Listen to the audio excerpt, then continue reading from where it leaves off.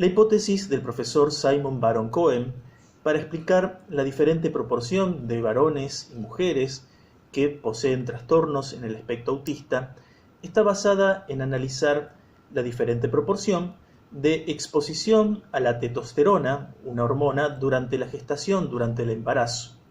Simon Baron-Cohen lo que hace es analizar de qué manera los diferentes niveles de exposición a esta hormona durante la gestación del feto, durante el embarazo, están directamente asociadas a las facilidades o, por el contrario, las dificultades en el desarrollo del habla, la comunicación y las habilidades sociales de las personas. Para esto hace un estudio longitudinal a lo largo de muchos años, siguiendo muchos casos, en los que logra asociar estas dos variables. Asocia el grado de exposición a la testosterona en relación al desarrollo de las habilidades sociales, y lo que prueba es que tanto varones como mujeres, cuando tienen una mayor exposición a esta hormona, luego tienen unas mayores dificultades para desarrollar el habla y para desarrollar habilidades sociales y comunicativas. Con lo cual, lo que Simon Baron-Cohen, más allá de sus estudios en relación al autismo, lo que está mostrando es que, independientemente del condicionamiento social,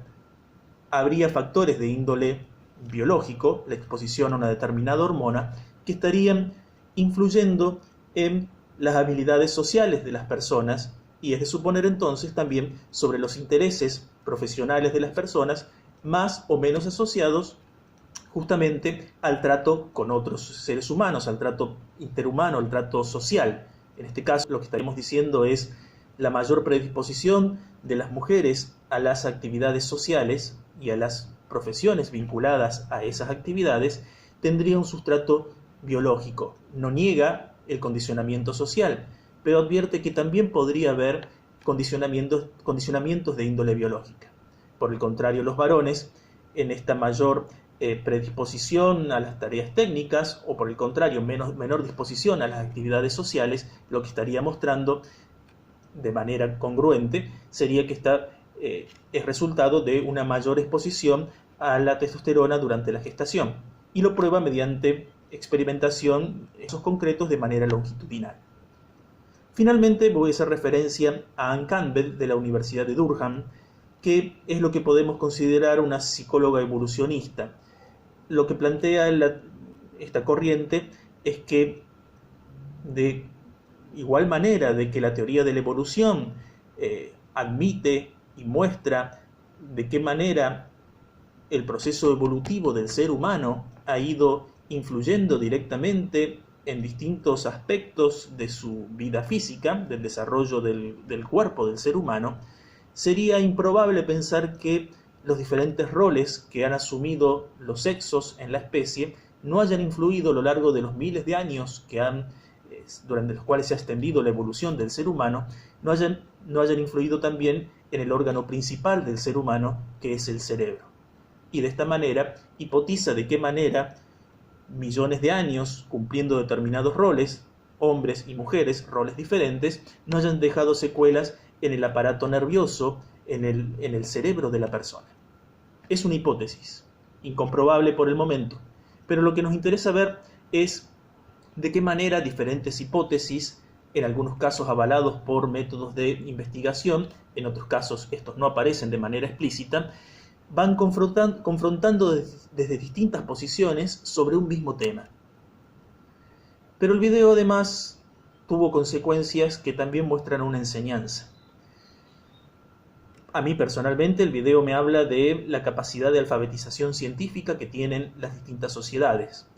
Cuando este video se transmitió en el horario central de la televisión noruega, algunas de las frases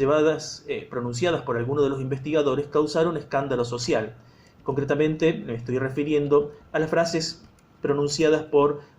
Jorgen Lorentzen del Centro Interdisciplinario de Investigación de Género, que, tal como muestra el final del video, sostiene que la tesis de que no hay diferencias originadas en la biología la va a sostener hasta tanto se le pruebe lo contrario.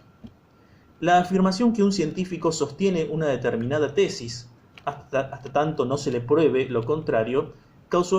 escándalo público, particularmente porque este investigador trabajaba en una institución pública y la sociedad noruega cuestionó duramente que un investigador en una institución pública pudiera sostener de manera arbitraria una tesis y pretender sostenerla hasta tanto alguien le demostrara lo contrario. La postura epistemológica correcta hubiese sido no sostener ninguna tesis hasta tanto hubiera pruebas que sostuvieran alguna de las posiciones en este debate. Pero sostener de manera arbitraria alguna de las posiciones hasta tanto se pudiera demostrar la posición inversa no era una posición científicamente honesta. El escándalo fue de tal magnitud que el consorcio de gobiernos noruegos, suecos y dinamarqueses que constituían este consorcio escandinavo de investigación, decidió cerrar el centro científico, concretamente el Centro Interdisciplinario de Investigación de Género. Habla de la alfabetización científica, digo, porque esto quiere decir la capacidad que tiene una determinada sociedad de comprender los códigos y los procedimientos adecuados de la ciencia y poder juzgar críticamente cuando esos procedimientos se siguen de manera respetuosa y de manera seria y cuando no. Como aprendizaje, lo que vemos en este video es que sobre todos los temas científicos hay en la comunidad científica habitualmente diferentes posiciones y estas posiciones tienen que ver fundamentalmente con el lugar desde el cual se habla. Los profesionales, los investigadores que sostenían que las diferencias entre hombres y mujeres son exclusivamente de índole sociocultural, plantean en varias partes del video la duda respecto de por qué otros investigadores se plantean demostrar lo contrario.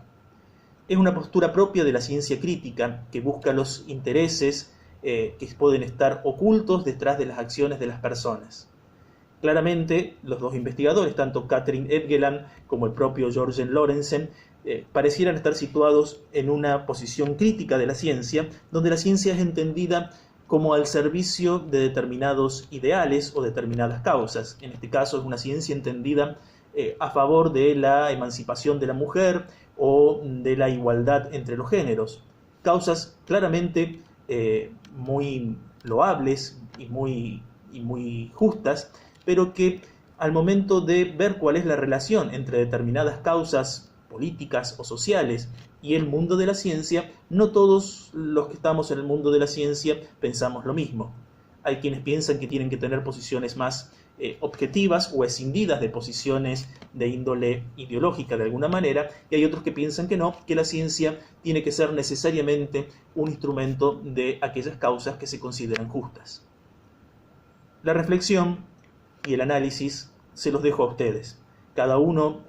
como profesional, al momento de tomar estos científicos, de analizar producciones científicas, tiene que tener la suficiente capacidad de analizarlo con un valor crítico y también de autoposicionarse para poder